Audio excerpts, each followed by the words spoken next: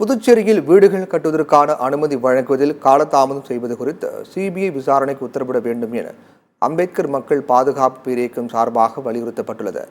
புதுச்சேரி அரசின் நகர வளர்ச்சி குழுமம் சார்பில் வீடு மற்றும் கட்டிடங்கள் கட்டுவதற்கு அனுமதி வழங்கப்பட்டு வருவது வழக்கம்.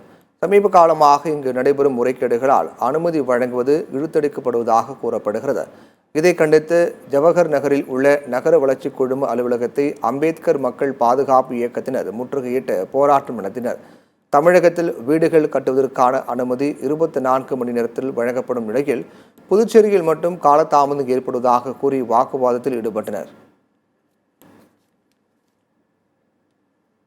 கிட்டத்தட்ட ஒரு மனைப்பிரிவு வாங்கி கஷ்டப்பட்டு மனை வாங்குகிறோம். மனை வாங்கின பிறகு அந்த மனைக்கு அப்ரூவல் கேட்குறோம். பில்டிங் கட்டுறதுக்கு அந்த பில்டிங்கை அப்ரூவல் கேட்டதுக்கு கிட்டத்தட்ட 6 மாதத்துலேருந்து வருட கணக்கில் இழுக்கடிக்கிறாங்க. ஏன்னு கேட்டால் ஏதாவது ஒரு காரணம் சொல்கிறாங்க.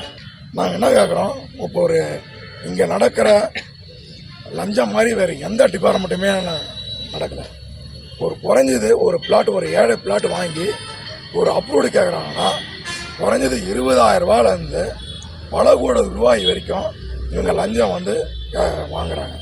ஒரு சின்ன பிளாட்டு பார்த்தீங்கன்னா 20,000 ரூபா கிட்ட கேட்குறாங்க. 6 மாதத்துலேருந்து வருஷ கணக்கில் இழுக்கடிக்கிறாங்க. லோன் அலைய விட்றாங்க. முதல்வர் இதில் தலையிட்டு நல்ல தீர்ப்பு வழங்கணுன்ட்டு நாங்கள் கேட்டுக்கிறோம்.